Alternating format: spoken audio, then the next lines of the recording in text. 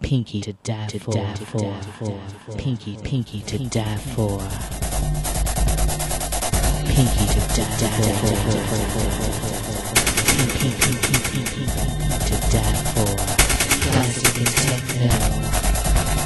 Super high degree. Detroit underground. 313. Detroit underground. 313.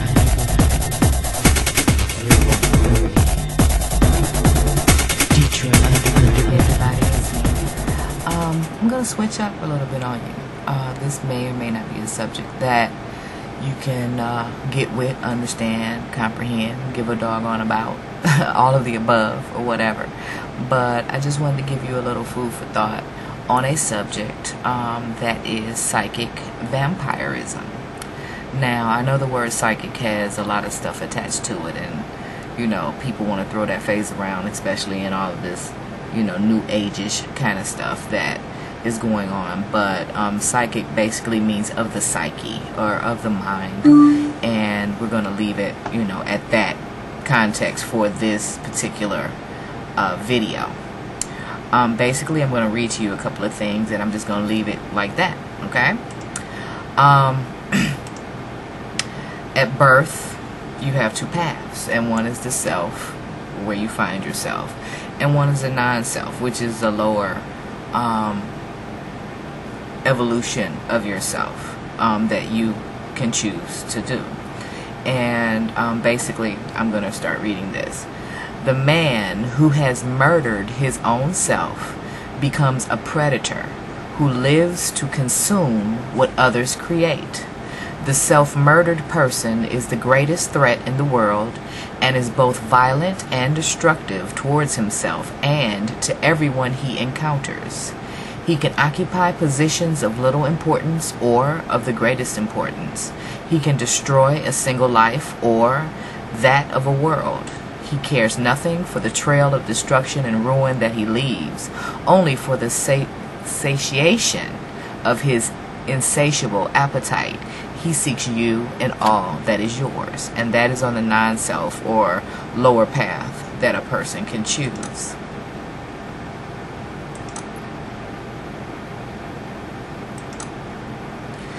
Also, at birth, there can be a creative path or a destructive path that a person can choose. Now, I'm going to first read from the creative path. The creative man is alive from within and is inner directed. He does not require external stimuli to feel alive, and so his relationship to the world is healthy, deep, and real. He has the best of both worlds.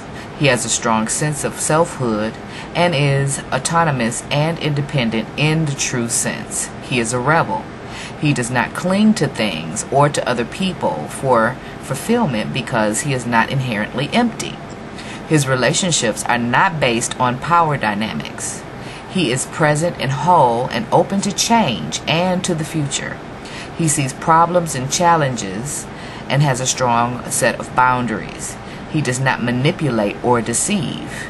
He envies no one and takes charge of his own destiny. He knows that consciousness creates reality. His happiness and his suffering are sacred to him.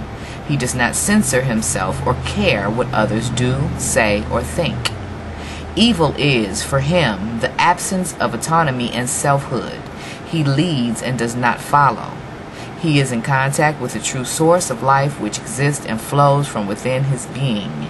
His life force is his own. He is mutable and reinvents himself every day. He is ever growing. On the other hand, there is the destructive self, or the destructive man.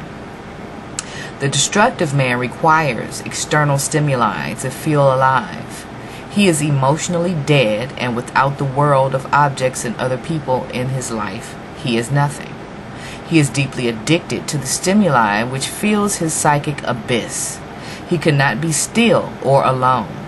He is a shell addicted to fashion, conforming to be accepted. In his world, image and appearance are everything. His experiences are banal and casual.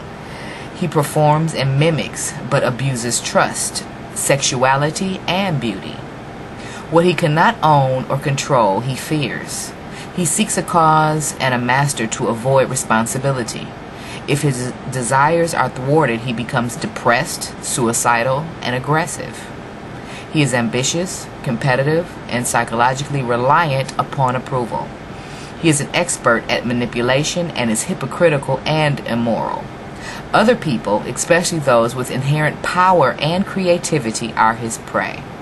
He feels a sense of greatness from their loss and ruin. He is the implacable enemy of true creativity, independence, and selfhood. Nothing is sacred to him except his own image, success, possessions, and catalog of destruction. Basically, I just want to leave you all with that to chew on for a minute. It's something when we can examine ourselves at times and see where we fit in.